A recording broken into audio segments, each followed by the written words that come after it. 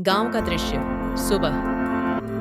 Amanpour गांव की सुबह सूरज की किरणों के साथ शुरू होती थी। उस दिन हवा में खेतों की मिट्टी की सौंधी खुशबू थी और गायों की घंटियों की डालता मधुर और आवाज समय गूंज पर रही पानी थी। भी पिलाता था।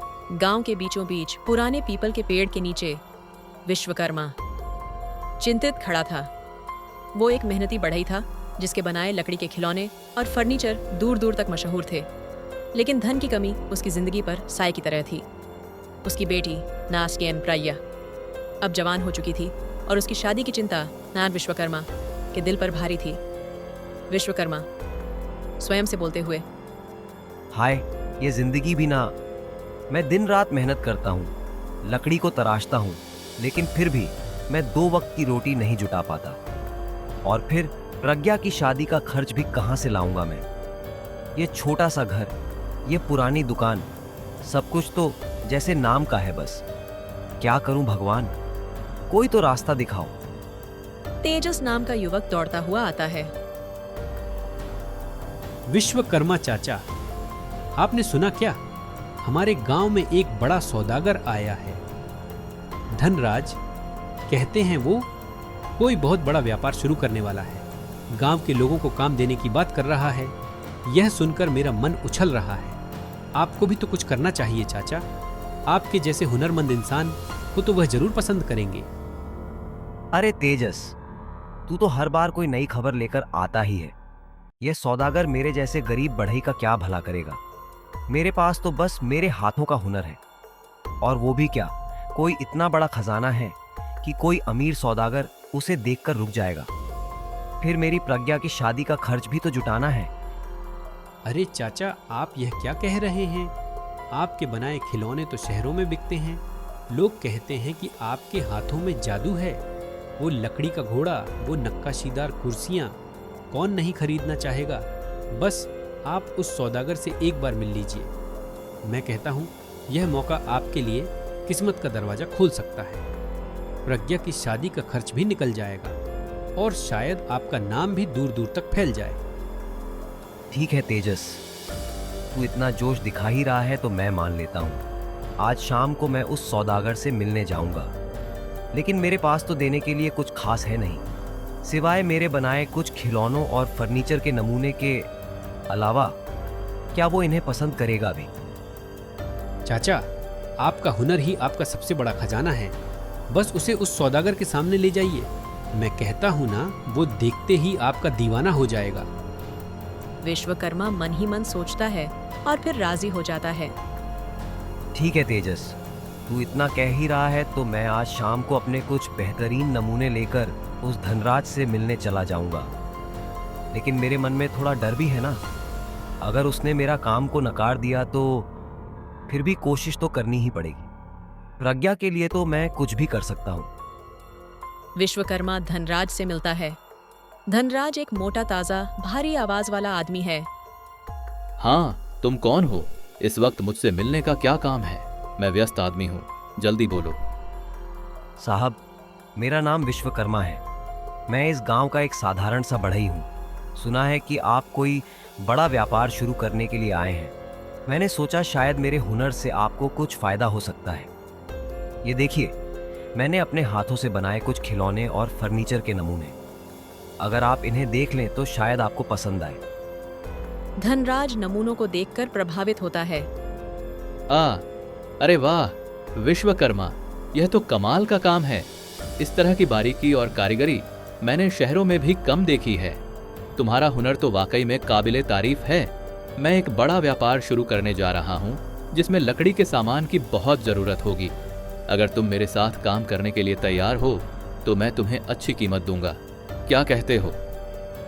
साहब, ये तो मेरे लिए बहुत बड़ा मौका है। मैं पूरी मेहनत और लगन से आपके लिए काम करूंगा। बस मेरी एक बेटी है प्रज्ञा, उसकी शादी का खर्च जुटाना है। अगर आपकी कृपा रही तो शायद मैं उसका भविष्य संवार सकूंगा। मैं दिन रात मेहनत करूंगा, बस आप यह मौका दे दीजिए। धनराज झूठा वादा करते हुए, बिल्कुल बिल्कुल, चिंता मत करो, मैं तुम्हारी मदद करूंगा। विश्वकर्मा अपनी पत्नी लक्ष्मी और बेटी प्रज्ञा को खुशखबरी सुनाता है। पिताजी, यह तो बहुत अच्छी खबर है। अगर आपका काम उस सौदागर को पसंद आया तो शायद हमारी जिंदगी बदल जाए। मैं तो कहती हूँ आप दिन रात मेहनत कीजिए। आपके हाथों में तो जादू है। वह सौदागर आपके काम को देखकर दंग रह जाएगा। विश्वकर्मा, मुझे यह धनराज कुछ ठीक नहीं लगता। मैंने गांव में सुना है कि वो बहुत चालाक और धूर्त आदमी है। कहीं वो तुम्हारे साथ कोई धोखा ना कर दे। तुमने उससे कोई लिखा पढ़ी तो की नहीं? उसका वादा सुनकर इतना खुश मत हो। अरे लक्ष्मी, तू हमेशा चिंता में डूबी रहती है। मुझे उस सौदागर पर पूरा भरोसा है। उसने मेरे काम की तारीफ की है और वादा किया है कि वो अनप्रज्ञा मम्मोन की शादी में मदद करेगा। अगर उसने ऐसा कहा है तो वो जरूर पूरा करेगा। तू फिक्र मत कर, सब ठीक हो जाएगा। पिताजी बिल्कुल सही कह रहे हैं। कुछ समय बीत जाता है।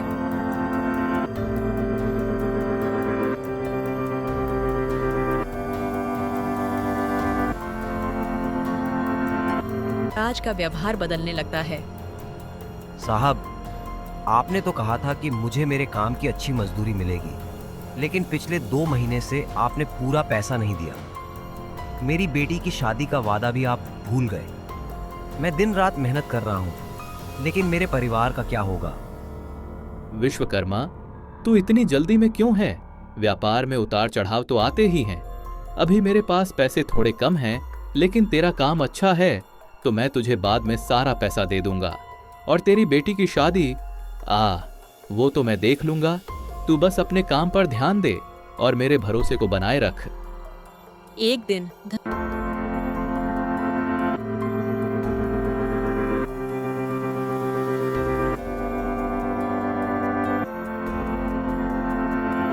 धनराज प्रज्ञा से बदतमीजी करता है। प्रज्ञा गुस्से में घर आती है और सब बताती है। मैंने तुझे पहले ही कहा था, विश्वकर्मा को यह धनराज ठीक आदमी नहीं है। अब देख, उसकी हिम्मत कैसी हुई हमारी बेटी से ऐसी बातें करने की। ये तो सरासर बदतमीजी है। तुझे कुछ करना होगा, नहीं तो ये सौदागर और आगे बढ़ जाएगा। मैं अभी उस सौदागर से बात करता हूँ। वो भूल गया है कि मैं एक पिता हूँ, कोई उसका गुलाम नहीं हूँ। मेरी बेटी की इज्जत मेरे लिए सबसे बड़ी है। मैं उसे सबक सिखाऊंगा। मुखिया, वो मेरे सामने कुछ नहीं कर सकता। तू मेरा काम करता रहा, नहीं तो मैं तेरा सारा हिसाब बिगाड़ दूंगा। तेरा वो छोटा सा घर और दुकान सब मेरे कब्जे में आ जाएगा। फिर तू और तेरा परिवार सड़क पर होंगे। सोच ले विश्वकर्मा। प्रज्ञा मुखिया जगत सिंह के पास जाती है और सारी कहानी बताती है। पंचायत बुलती है। धनराज, तूने विश्वकर्मा की मेहनत का पैसा रोका, उसकी बेटी से बदतमीजी की और अब उसे धमकी दे रहा है। ये गांव तेरा गुलाम नहीं है। सच बता, तूने विश्वकर्मा को कितना पैसा देना बाकी है और ये बदतमीजी की हिम्मत तुझसे कैसे हुई? मुखिया जी, ये गलत फहमी है। मैंने तो बस थोड़ा सा मजाक ही किया था प्रज्ञा से, और पैसा वह तो मैं जल्दी दे दूंगा। व्यापार में थोड़ा समय लगता है ना। मैं कोई धोखेबाज नहीं हूं। आप लोग मुझे गलत समझ रहे हैं। जल्दी? 2 महीने से तुम मुझे लटका रहे हो साहब। मेरे बनाए सामान से तुमने हजारों की कमाई की है, लेकिन मुझे एक पाई भी पूरी नहीं दी। और मेरी बेटी से मजाक? ये मजाक नहीं, बेहूदगी है। मैंने तुम पर भरोसा किया, लेकिन तुमने मेरे परिवार की इज्जत को ठेस पहुंचाई है। पंचायत फैसला सुनाती है। धनराज, तुझे 7 दिनों के अंदर विश्वकर्मा का सारा बकाया पैसा देना होगा। साथ ही तुझे गांव के मंदिर में 100 गरीबों का भोजन भी करवाना होगा, ताकि तू अपने किए की सज़ा भोगे। और हाँ, अगर तूने फिर से प्रज्ञा या किसी और के साथ बदतमीजी की तो तुझे गांव से निकाल दिया जाएगा। ये मेरा आखिरी फैसला है। और सुन, ये गांव अपनी इज्जत और मेहनत को बहुत मानता है। तूने जो किया उसका हिसाब तुझे देना ही होगा। धनराज अपने नौकर बलवंत से आग लगाने की साजिश रचता है, लेकिन प्रज्ञा उनकी बात सुन लेती है। पिताजी, धनराज हमारे घर और दुकान में आग लगवाने की साजिश रच रहा है। मैंने अभी अभी उसकी और बलवंत की बातें सुनी। वो चाहता है कि हमारा सब कुछ जलकर राख हो जाए ताकि हम सड़क पर आ जाएं। हमें जल्दी कुछ करना होगा, नहीं तो हम सब कुछ खो देंगे। पिताजी, मैं डर रही हूँ। नहीं बेटी, हमें हिम्मत से काम लेना होगा। यह आदमी इतना नीचे गिरेगा मुझे नहीं पता था।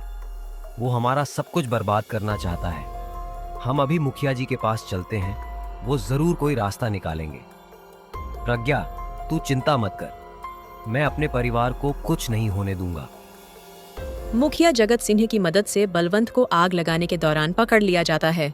दूसरी पंचायत बैठती है। तूने इस गांव का भरोसा तोड़ा, तूने विश्वकर्मा और उसके परिवार को बर्बाद करने की साजिश रची।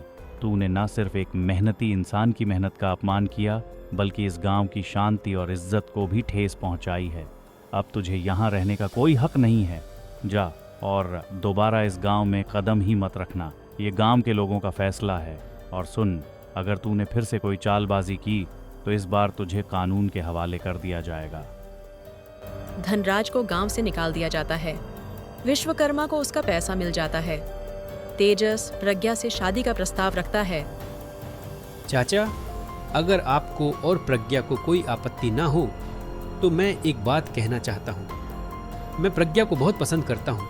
उसकी हिम्मत, उसकी समझदारी और उसका अपने परिवार के प्रति प्यार, यह सब मुझे बहुत अच्छा लगता है। मैं उससे विवाह करना चाहता हूँ। मैं वादा करता हूँ कि उसे मैं हमेशा खुश रखूंगा और आपके परिवार का भी ख्याल रखूंगा।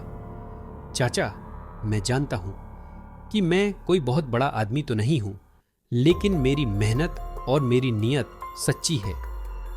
तेजस, तूने हमेशा हमारा साथ दिया। जब धनराज ने हमें परेशान किया, तूने हमारा हौसला बढ़ाया है। तू एक नेक और मेहनती लड़का है। अगर प्रज्ञा को कोई आपत्ति नहीं है तो मुझे क्या दिक्कत होगी। मैं उससे बात करता हूँ। और हाँ, मैं तुझ पर पूरा भरोसा करता हूँ कि तू मेरी बेटी को सुख और सम्मान देगा। शादी होती है। अंतिम दृश्य में विश्वकर्मा, तेजस और मुखिया जगत सिंह पीपल के पेड़ के नीचे बैठे हैं। विश्वकर्मा, मैंने तुझसे कहा था ना कि तेरा हुनर तेरा सबसे बड़ा खजाना है। देख, आज तूने ना सिर्फ अपनी बेटी का भविष्य संवारा, बल्कि पूरे गांव को एक नीच इंसान से भी बचाया। तेरा हुनर और तेरी हिम्मत ने सबको दिखा दिया कि सच्चाई हमेशा जीतती है। और तेजस, तुझे भी बधाई हो। तूने ना सिर्फ प्रज्ञा का दिल जीता, बल्कि इस गांव का सम्मान भी बढ़ाया। हाँ मुखिया जी, मैंने तो सोचा था कि मेरी किस्मत में सिर्फ मेहनत और गरीबी ही लिखी है, लेकिन आज लगता है मेहनत के साथ साथ थोड़ा सूरज भी मेरे हिस्से में आ चुका है। प्रज्ञा की खुशी और इस गांव का सम्मान मेरे लिए सबसे बड़ा खजाना है। और तेजस को देखकर लगता है कि मेरी बेटी का भविष्य अब सुरक्षित हाथों में है।